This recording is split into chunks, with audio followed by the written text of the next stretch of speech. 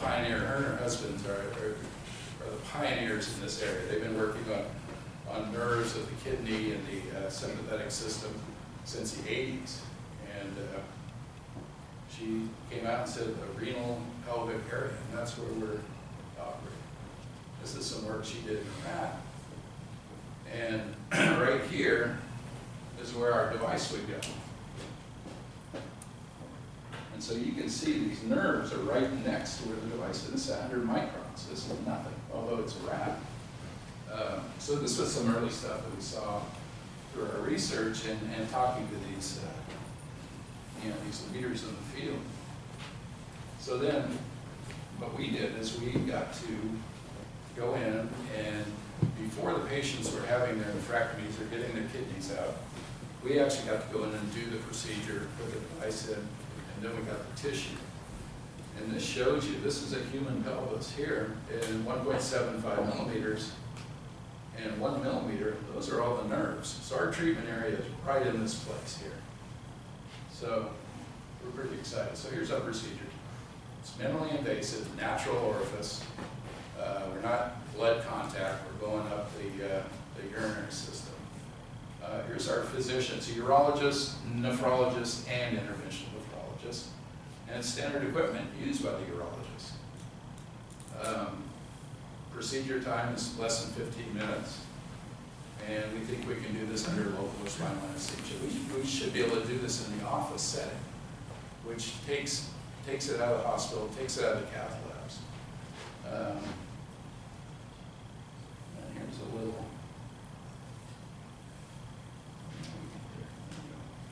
So it's an animation of it, so this will give you a better idea how it goes.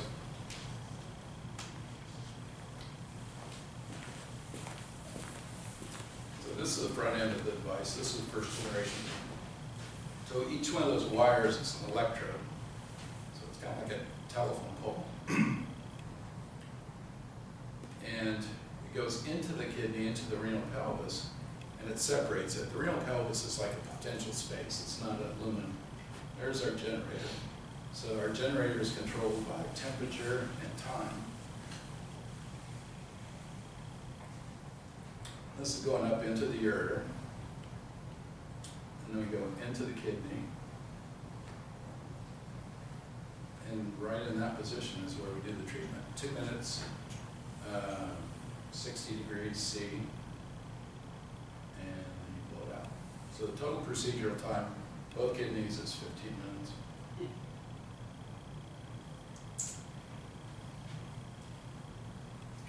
So from there, we've done it today. We've done over 50 preclinicals. Animals, we have up to 90-day follow-up. And then we went into clinical trials. So we did a safety trial of these 9 patients pre-nephrectomy. So this was before they were having their kidneys out. We got to go in and do the procedure, and then we got the histology and pathology. And then from that, we went into a 4-patient trial with real patients with high blood pressure. And then the latest trial is end-stage renal disease. So some are pathology, animal. Another marker is norepinephrine to treat sympathetic activity and nerve activity. And it's if you can reduce norepinephrine, we've done all this in the animal, then you have a good effect. You realize that you're doing this. So we went into the clinical trials. And these were done in Nadia, India, which we talked earlier. Some people were familiar with there. One of the hospitals there. Yeah, one of the best and the biggest. And so we got to do 9 patients 1 month prior to surgery, and we got the explant kidney. We did H&E and immunohistochemistry and pathology, and this was a safety study. This would say that we're not going to do any damage. Treatment areas, you'll see the bloody area there is a treatment, control area is there, and then this is the histology or the pathology from it. And on the left, it's pretty much untouched, undamaged. And on the right, you'll see the damage we did to the nerves. So from there, we went into an efficacy trial. So these are 4 patients, resistant hypertensive, 2 or more drugs, blood pressure of 170 and above, no management, no drugs were going to bring this down. We did general anesthesia, and with the 1 month follow-up, we saw this tremendous drop in blood pressure. So these patients were down to normal, down to 128/80 after 1 month. One of the issues we had with India was long-term follow-up, because a lot of these patients are traveling hundreds and hundreds of miles to get these procedures, so we lose them. So that's where we transferred now. We're now in South America. And so we've got 15, there are actually 15 patients in both these studies. One was Catholic University in Santiago. The other is the University of Buenos Aires, Argentina. This is the largest university in South America. You have to go through the ANMAT process, which is the US FDA. So we've gotten approval for an IDE trial of 15 patients. We started the trial in Santiago, and our first patient was, it was an end-stage renal disease. He was on dialysis for over 10 years. His blood pressure was 174/105, 5 meds, and still resistant. He had no urine output and a relatively high heart rate. 60 days after the procedure, when I got the results over the phone, it was like 160 over 99. I said, yeah, that's good. You know, it's decent. It's better than drugs, almost 3 times what the average of drugs are. And they said, well, we've taken him off 3 drugs. I said, well, that's fantastic. So with this, so now he's off 3 drugs. We've reduced his blood pressure, and he's got some flow out of his kidney. So this is really exciting to us. This is an end-stage renal disease patient. There's nothing for this patient. It's a very safe patient because you're not going to hurt the kidneys. So that's why we're excited to get into the study in South America on these patients. Now, from this, we've gotten this interest now from some of the nephrologists in Arizona and elsewhere. You know, they're telling me, they said, if we could just get them off drugs, that's fantastic. You know, it's a savings to the healthcare system, and the patient's going to feel better, even if you don't reduce the blood pressure. So we have no competition. Nobody can treat this patient because the artery size, going down the artery on this patient is dangerous. The artery sizes are small, fragile, and you can't put contrast or imaging agents in these patients. It's toxic to these patients. So with our approach, we don't have to. We come up through the collecting system, and there's no blood contact. So this is that picture I showed earlier. So this is what's important too. I mean, look at this. Here's the annual economic health care burden per patient, U.S. So here's your kidney disease stages 1 through 5. These are the costs. These are hard costs per patient. Now, 262 is that's what the transplant costs. That's not management, but still, it's mind-boggling. So if you look at this and say, okay, well, we can figure out where these patients are. You know, the nephrologist can tell us, are we at stage 3, stage 2, what's their GFR? Now what happens if we can come in here to do this procedure? So here's our 15-minute outpatient, $5,000 procedure. What does this amount to?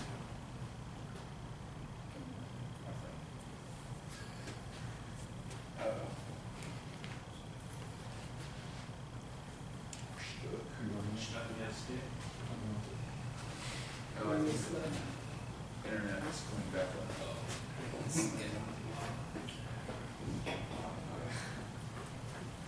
There we go. So if we can get in there, do this procedure. Now, I've been told from some of our nephrologists that sometimes you don't even see stage 4. They'll go from stage 3 to stage 5. But if we can get in there and do this procedure, now we're talking the impact on healthcare. $33 billion per year. That's mind-boggling to me. So this is the potential for this procedure. So now here's our market opportunity. So if we get this patient at stage 3, 4, and 5, these are numbers somewhat debatable. I've heard other things that, other types of patients that would fit, that would add to this, but just roughly, it's $1 million procedures per year. $5,000, this is a $5 million opportunity. Now, you know, even with VCs, you know, anything over $1 billion, they get excited. So this is this is exciting to an investment group.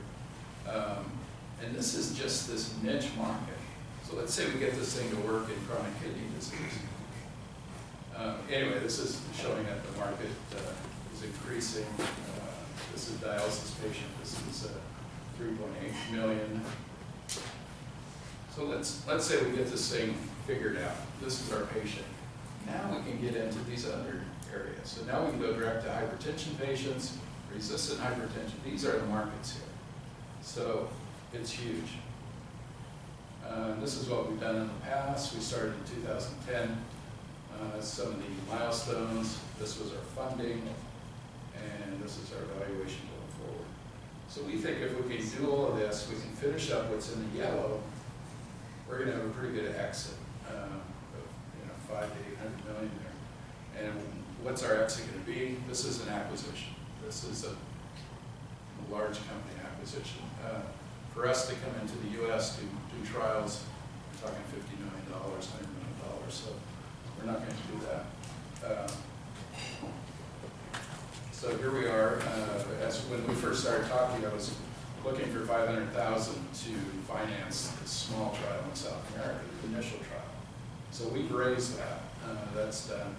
So now I'm going to open the seed round, and the seed round is going to expand this clinical trial, 30 to 50 patients. We can go out and get the CE mark, so we can start selling this in Europe. That's a much easier process. The barriers are much lower than they are in the U.S. And we can see some sort of sales ramp outside the U.S. So once we get a sales ramp, prove that this thing works, now it's packaged. Now we're ready to go. We look good, we're shiny, and I think we're ready for an acquisition. So this is what we've done today. So our current value is $16.5 million, and that's based on $3.5 million raised. We raised this $500,000. We're going to do these 4 to 6 patients within the next 2 to 3 months. And then from that, our value is going to go up to 40 or 50 million. Why is that? Well, you look at all the other companies and all their financing, and they have VCs and everything. You kind of draw some lines, and you can make that statement that if this thing works in 4 to 6 patients, that's what we're going to do. At that point, we bring in a strategic partner, which would be a large company or an investor, and they're going to come in at a $2 to $3 million investment at that point. We have a strategic partner verbally that's on board. We don't have any documents together yet. It takes them a long time. We probably won't for about another 6 months. But the interest is there. They've expressed to me they would invest, but it's only to an exit. So they're going to put money in, but they don't want to be an investor. They just they'll buy the company, and the only way they'll do it is if there's an exit. So we think with those, we can do this, and then our exit's going to be in this $500 million range. So this is some of our team. I've been around for as long as that dinosaur on the other presentation. Adam's been an engineer with me. He started in Navarre. He's out of Stanford. He's been with me for about 15 years. Raul's out of Gore in San Diego in Phoenix. John Beck is a consulting service. He does this for everybody, same with Greg Matheson. And Michael is a intern I hired out of ASU. Good enough to hire him full-time. This is my advisory board. I have a really good advisory board. And again, my reason is because I'm old. So these guys were not at the top of their game back when I knew them. We were all junior guys. So my CMO is the chief of urology at Duke, Glenn Grimminger. He's also one of the advisors of the coding committee for the FDA. So that helps. Richard Heuser, he's out of St. Luke's in Phoenix. Amazing guy, probably 40 to 50 patents. He's made a lot of money in medical device, his own designs and inventions. And Mahir Mahesh. Mahesh is out of Nadia. He runs the hospital in Nadia. And with all my urology contacts, the first thing I always say to them, I said, so if you had a prostatectomy, where would you go? And even the president of the AUA told me, he said, oh, I'd go to Mahesh. And so that's what led us to this path. So we met Mahesh. He was excited. He said, you know, maybe you need to meet my son, Mahir. He's here. We said, all right, let's meet Mahir. We'll come to find out. He's the director of robotic surgery at USC. So, you know, he's a big name guy. They loved it right off the bat. Boom, this is it. And so they did our early work in India. Randy Cooper is at the Southwest Kidney. Some of the nephrologists in here probably know that and maybe know him. Jamie's out at UC Irvine. These are the, Roland is a really interesting guy. He runs the second largest nephrology practice in Europe. Amazing guy. And he's kind of a consultant for everybody, but he loves what we're doing. He thinks we have a really unique path. Buelna, she's the pioneer in this area. And then Carl and Bill do my histology and pathology. Brad runs my animal lab. We do all of our animal testing in Shanghai. Everybody goes, Shanghai, why? It's cheaper and more efficient.